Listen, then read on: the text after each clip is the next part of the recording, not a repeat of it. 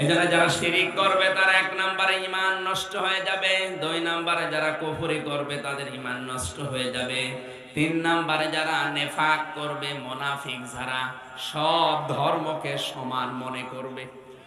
এই যে তাফসীর থেকে আমি একটা উদাহরণ লিখেছি, যারা সব ধর্মকে সমান মনে করে ওর ঈমান নষ্ট হয়ে যায়, এ দেশে নেই।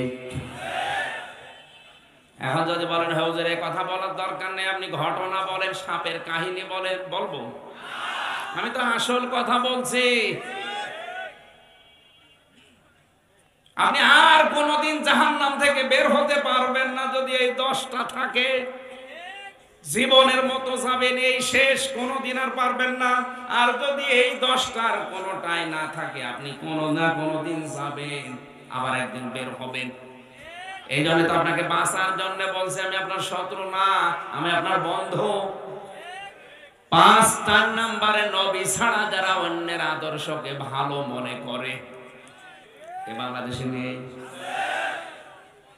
এরা আবার জান্নাতে যাওয়ার আশা করে বসে আছে। ওই ভালো করে শুনেন, 4 নম্বরে নবী ছাড়া যারা অন্য কাউকে আদর্শ হিসাবে ভালো মনে করে,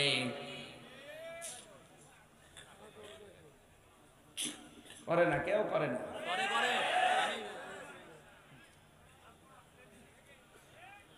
আজ টক শোতে বসে বসে নবীর বিরুদ্ধে কথা বলে, তো ওর কাছে নবীর আদর্শ যদি ভালো হতো ও কি করে বলতো? 5 নম্বরে যে মানুষগুলো আল্লাহর বিধানকে নিয়ে কটাক্ষ করে, আজ প্রকাশ্য কটাক্ষ করছে, তাহলে আল্লাহর বিধান নিয়ে কটাক্ষ করলো, ঈমান আছে না গেছে? ওটা কি আর ঈমানদার আছে না বেঈমান? ওই বেঈমান যদি জান্নাতে যায়, জাহান্নামে যায়, আর বের হবে? তাহলে এর এখনই সতর্ক করা লাগবে না? এখন থামা লাগবে না? 6 নম্বরে আল্লাহর বিধানকে যাদের ভালো লাগে না, এই মানুষগুলোর ঈমানও ভেঙে যায়, নষ্ট হয়ে যায়। 7 নম্বরে যারা জাদুকর, 8 নম্বরে যারা মুসলমানদের বিরুদ্ধে ষড়যন্ত্র করে। আমার মনে হয় 8 নাম্বার পয়েন্টে বাংলাদেশে অনেকেই ধরা খাবে। মুসলমানদের বিরুদ্ধে যারা ষড়যন্ত্র করছেন, থামেন, আপনার ঈমান কিন্তু ভেঙে যাবে। একবার জাহান্নামে আল্লাহ দিয়ে দিলে জীবনে আর বের হতে পারবেন না। 9 নম্বরে কাউকে ইসলামের ঊর্ধ্বে যদি কেউ মনে করে, এটা এই দেশে নেই, আমেরিকায় আছে। 10 নম্বরে ইসলামের কোন বিধানকে যদি কেউ ঘৃণা করে, বলেন নাউজুবিল্লাহ। আল্লাহ আমাদের হেফাজত করুন, বলেন আমিন।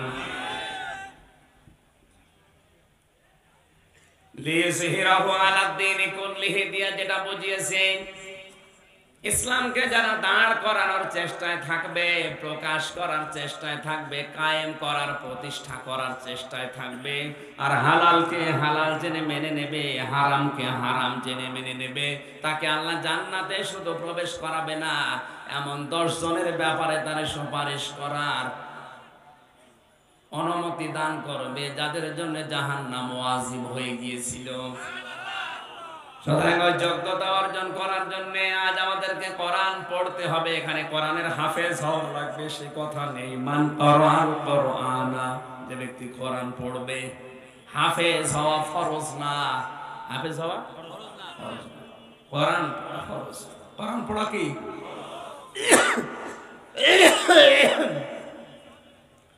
আবহমান কাল থেকে এই দেশে যারা আল্লাহর ওলিরা শুনলাম, শাহ মকদুম থেকে শুরু করে, শাহজাহান থেকে শুরু করে, খান জাহান থেকে, শাহজালাল থেকে শুরু করে যত আল্লাহর ওলি এই দেশে এসেছে, তাদের জীবনীগুলো আমাদের সিলেবাসে আছে, আমরা পড়েছি।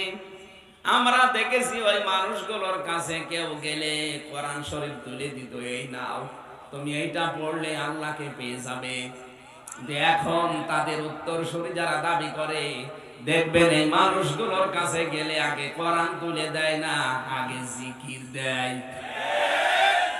কান খাড়া করে শোনেন সিরাজগঞ্জের মানুষেরা, এলাকায় যদি 50 জন পীর সাহেব থাকে, ওইটাই হক পীর, ওইটাই হক্কানি দরবার, সেখানে গেলে আগে কোরআন শরীফ তুলে দেয়। আর যেখানে গেলে শুধু হো হো, ওটা ভণ্ড।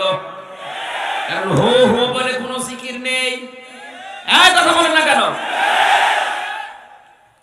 এরা নাকি থানাতে, টিওন অফিসে, এসপি অফিসে আমার নামে চিঠি দিয়েছে যে আমরা আল্লাহর ওলি, আমরা পীর, আমাদের নামে উনি বলে। আরে আপনি কিসের পীর?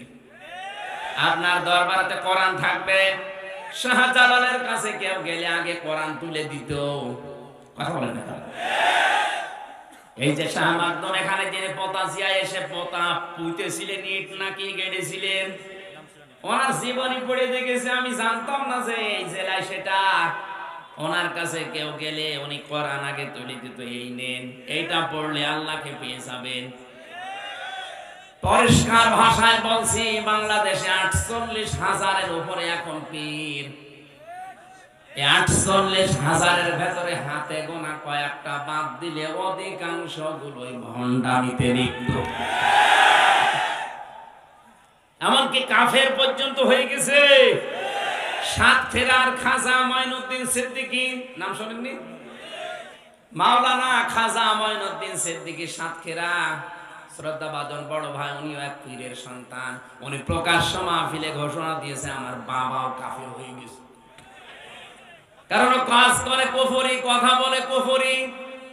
ওনাকে নাকি বলেছিল যে তুই আমার ছেলে, আমার দরবারটার 12টা বাজাবি।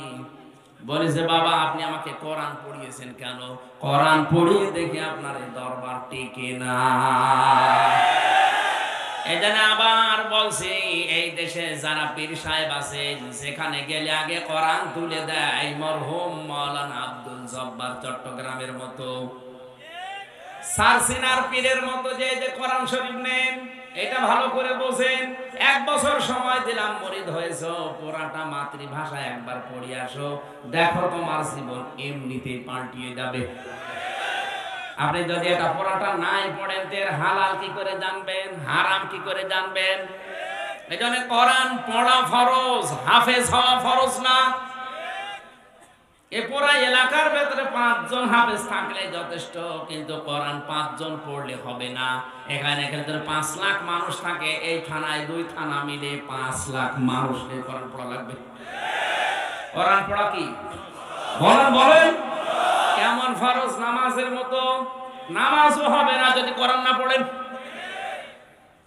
নামাজের যে 19টা নামাজ ভাঙার কারণ আছে, আর 1 নাম্বার কারণ কোরআন অশুদ্ধ পড়া।